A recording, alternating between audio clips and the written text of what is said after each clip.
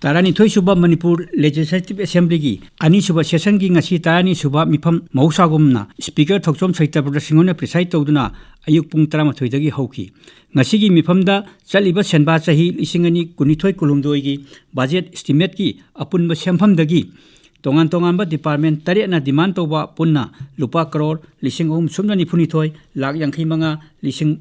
Maudrani Thoi, Khana Nainraba Matungda, Ayaba Piki. Demand Toriba Sempa Madudi, demand number Tarataret, agriculture gi, lupa, crore, Sahum Maripu, Lagni Putaret, Lising Kumathoi. Demand number Kuntaruk, administration of justice gi, lupa crore, Sam Sumna Mari, Lag Humdramanga, Lising Taret. Demand number Kuntra, planning gi, lupa crore, Lisingama Sahum Maudra Humdoi, Lag Mudrani Thoi, Lising Nipan. Demand number Kuntra Taruk, minor irrigation gi, lupa crore, Sahum Nipu Humdoi, Lag Humputaret. Demand number Kuntra Mapan, sericulture gi, lupa crore Kuntrani Thoi, Lag Maripu Mapan. Demand number Nipu Manga, tourism gi, lupa crore Chani Maudrain Thoi, Lag Humdra, Lising Humdranipan. Amasung, demand number Yankai, information technology gi, lupa crore Chama Maudra Manga, Lag Taramari, Lising Humdranipani. Wahang Pakhungi Matamda, Opposition Congress K. Ranjit Sugunu Esina, Hankiba Wangi Pakhumda, Rural Development and the Panchayati Raj Minister, Yumnam Khemchan Singona Hai,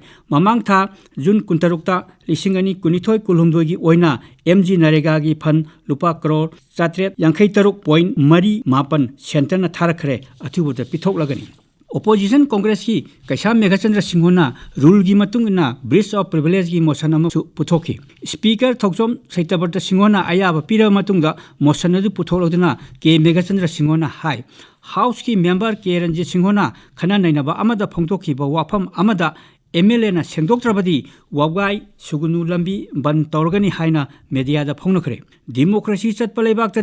assembly na khwaidagi wangbani aduna maram ama natraga amada singnaba kihanba sungya yadi organization amagi vice president ni haiba waikhom inganba kowa amana MLA Ranjitna haikibadu yaningdabagi ban chathaki haikibadu house ki proceedings ta akaiba pi member khudingmakta sokhalli khangdana ngangbasi yamna laibak thibani loinana house ki privilege amasung dignity da soi maramaduna miyoi aduta contempt of notice pibiu haina speaker ki puning chingsan ki wafam adu tarba tungda speaker Thoksom Saitapura Singhona motion adu privilege committee da house ki ayaba lawraga sinakre Chief Minister N. Biren Singhona ngasi house warol ama piraduna hai National Medical Commission na Churachandpur Medical College da chichama legedaba MBBS ki course hauba yargani haina aiba che pirakle haina khanganki maduda member singna dex thinduna nungaiba phongtokhi makhatana Chaliba Sahi Asigi, Haukiba Me Anida, Sagobran Kangamam, Lekaidagi, Sana Saba Mioyama,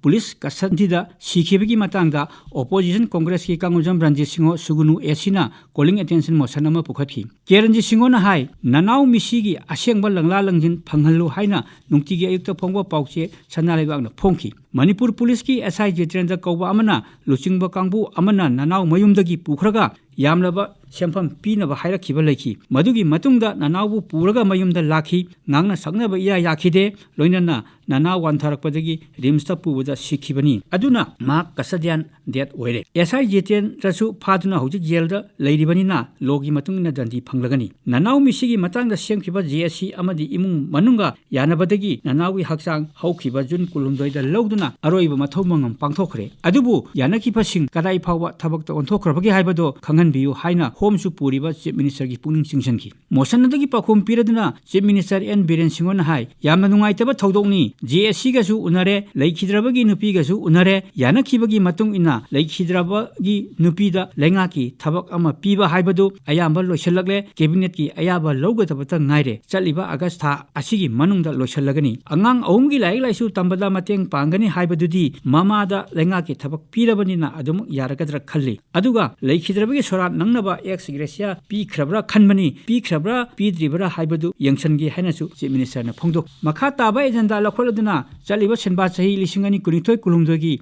budget estimate ki Apun Masempam Dagi, Tongan Tongamba Department Tariana Demand Toba, Lupa, Crore, Lising Sumna Nipunitoi, Lak Yankay Manga, Lising Maudramitoi, Ayaba Pibinaba, Financial Puriba Chief Minister N. Biren Singhona Putoki. Kanana Nabadu Haudoloduna, Opposition Congress ki, Kangujam Ranjit Singo, Sugunu Esina, demand number 33, agriculture da cut motion पुथोक्लदुना लौमीसिंगदा मतम चाना दरकार ओइबा हार फंगन्नबा चपचाबा यंथोकपगी थौसिल अमा सेमदुना मतुंगदा हार मतम चाना fungi फंगदेगी वाथोक थोक्तनबा minister की पुनिंग सिंगसंखी मणिपुर ऑर्गेनिक मिशन ऑर्गेनाइजेशन मोमागी थौसिलदा पोथोक पुथोकनबा होनरिबा लमगी अपुनबा एरियाना चिंगबा कयानो हंखी हार कयाम योरखरे लौमीसिंगदा बेग कया यंथोकरे हाइबगी अकुप्पा खंगनबियु हाइकी पोपी थाबदा यूरिया चंगी हाइनरिबसी चुमलब्रा हाइबगी चिंगनबा लैरे हाइकी ओपोजिशन कांग्रेस की थौचोम लोकेश्वर सिंह खुदराकपम एसीना demand number 13 agriculture demand number 95 tourism demand number 58 sericulture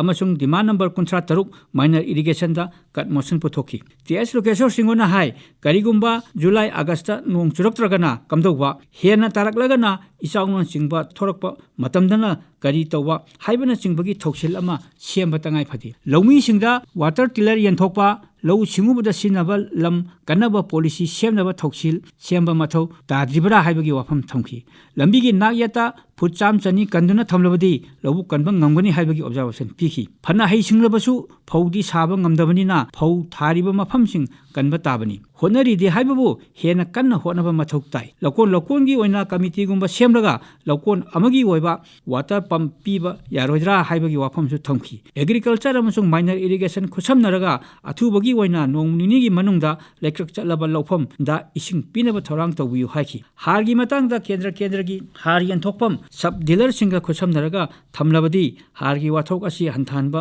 ngमगनी हाइबगी वाफमसु थमखी फौदी यंथोकपगी मतंगदासु थौसिलमा सेमनबा हौदोखी minor irrigation की डिमांड RLI रिवर लिफ इरिगेशन स्कीम की पंपसिंग असि यारबदी इलेक्ट्रिक पंप ओइना पीबा यारोइद्रा केनेलना कमान तौबा ngमदबा मफम लकोन की दमक करी तौबा याबगे हाइबदु यंगसनबियु लौमीसिंगना सिजनरिबा थाउदा सब्सिडी पीबियु कुमजाली सिंगनी कुनिथोय कुलुमदोगी वाक प्रोग्राम सेमफ्रबरा हाइना खंगनबियु हाइकी सेरिकल्चर की डिमांड मुगा पुथोकलिबा सेरिकल्चर लैंड ngak सेनबा सेरी फार्म सिंगदा मतम की लोन पीनबा वाफम पुथोकी टूरिज्म की डिमांड अखोई की लेजरीबा टूरिस्ट सेंटर सिंग निंगथीना कन्नबा ngak सेनबा पॉलिसी सेमनबा पुनिंग सिंगसनकी 5 स्टार की थाकता अफब मतमगा चुनबा होटल खरा थमनबा थबक पाइखल अनिंगी हाइबगी वाफमसु थमखी ओपोजिशन कांग्रेस की कैसा मेघाचंद्र सिंह वांखेम एसिना डिमांड नंबर 53 माइनर इरिगेशन दा कट मोशन पुथोलदुना निमित मरी मंगानी लेतना नोंगचुबदा इचाव हेक्ता थोकपा चुद्रगना इकंग थोकपा असि अदुम थेंगनरिबनी अदुना माइनर इरिगेशन की मरु ओइबा यामना लई हाइकी तुरेन मेयादा लैबा लौफमसिंग डबल क्रॉपिंग तौबा यागनी खली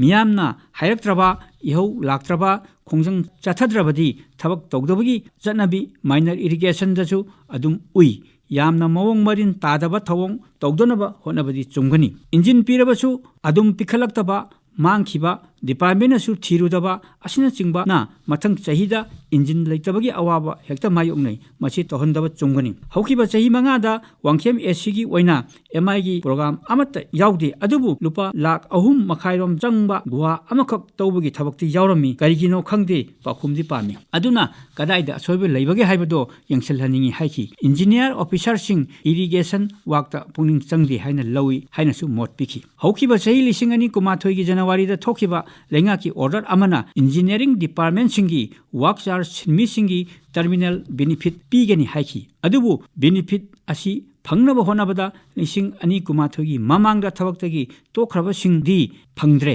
अदुना लिसिंग अनि तरामाथोइदगी टर्मिनल बेनिफिट की खुदोंचाबा फंगनबियो हाइबसी यंगसनबिनबा ऑब्जर्वेशन सु पीखी नुंथन की मिफम हेक हौबगा रूलिंग की माइकैतगी इंडिपेंडेंट निशिकांत सिंह साफम कैसामथोंग एसिना टूरिज्म की डिमांड ऑब्जर्वेशन पीरदुना टूरिज्म द ख्वाइदगी दरकार ओरिबसी इंफ्रास्ट्रक्चर अमसुंग लॉ एंड ऑर्डर ने हाइकी टूरिस्ट हाइबसी अतिथिनी अखोइदा पैसा पिरमगदोरिबनी लक्ष्मी की रूपनी हंदकी संगाई फेस्टिवल की दमक मोयरांग खुनोंगदा सेंगबलिबसिंग थागतनिंगाइनी टूरिज्म चाखत हनबदा होटल मैनेजमेंट टैक्सी वर्कशॉप चिंबा मथौक तारकनी हाइबगी मोसु पीखी एनपीएफ की राममुइबा उर्खुल एसिना tourism की demand observation piraduna sector asina miyamda hakchengnana thabak pibaga loinana state ki revenue tanbadasu chauna khudong chaba pigadoribani haina observation piki maram asina tourism promote tawba haibasi tangai phadabani circuit tourist semgatpa mathau tai tourist singi pungning chingsangadaba chingpat turen surung ising chaibi umang wamang sing ngak senaba semgatpada pungning changhanningi haibagi observation su piki ruling gi maikaidagi NPF ki laisio kaising pungyar esina khanabadura saru yaraduna ching gi lamda shifting cultivation nataba turel mapanda laiba mafamsingda zoom cultivation semgalabadi tourism gi pungning chingsanba ngamgani masina agricultural land expansion tawbusu ngamgani haina observation piki kamjong district fauriba turen tare nipangi manungda valley da kumtharakpadi ahum khaktani ateidi Myanmar da loina chenki ising phajinnabasu honnade aduna policy ama semba chungani haki department sing coordinate tawnaraga policy semduna zoom regulation tawnaba honaba chungani haibagi observation su piki NPP gi mayanglamam Rameswar Kakching Esina smart agriculture Manipur pusilaklabadi yamna kanagani hairaduna singi lamda horticulture valley dana agriculture gi pothok puthoklibani haiki pothok ama district ama haiba thauchinggi makhada lawmi sing ningthina training tawba mathau tai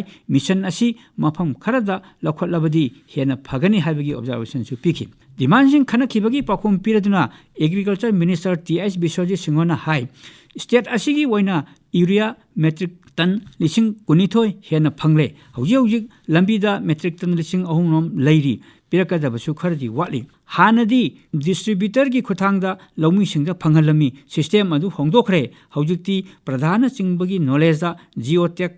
lawraga pinaba honari momagi makhada organic pothok puthokliba lam hectare lising mapan changwa da thabak paikhali lekrak chalaba lofom sing khangdokle kai tawraga mateng pangba yabage haibado yangchanduna thabak ta paikhatnaba honari ising chingnaba pam waiba yabagi system ama lerambado amuhana chana hanaba kan honari singi lamda zoom cultivation regulate tawnaba mari lainaba singa tanari haina ju phongdoki demand number kuntra taruk minor irrigation gi matang da khanakibagi pakhum piraduna chief minister N Biren Singona hai minor irrigation department ase minor department oina lerambasi nungaite nong tare ising thumle hangkhre lekrak chatle soiribasi system ni MI gi sijinariba sempham si state budget gi di yamde mapan gi funding ngaktani mamangda wangkhem AC gi work program amata yauromde haibadu nungaite handak sahi gi work program dadi soidan hablagani haibagi thajaba piki MI gi makhada river leaf irrigation scheme Janirom Lady Samyang Khidi Hoji Hoji Sinari Pamgi Thaudi Pirarosi Haina Pidabani ground water gi Hutkiba Kuha Taukiba Sing Yangsalagani Haiki demand number nipu manga tourism gi matangta Chief Minister N Biren Singona hai tourism lang nabagi atmosphere ama sanggatpa mathoktai lambi thong pharabadi tourism lakani lupa crore ani gi lambi da pathapam sanggatnaba mafam tararom khangdokle loinana center da thakre mafam adu yengbada phajaba hayogi manakta ngaktani tourism policy amasu semba loiduna yanthokre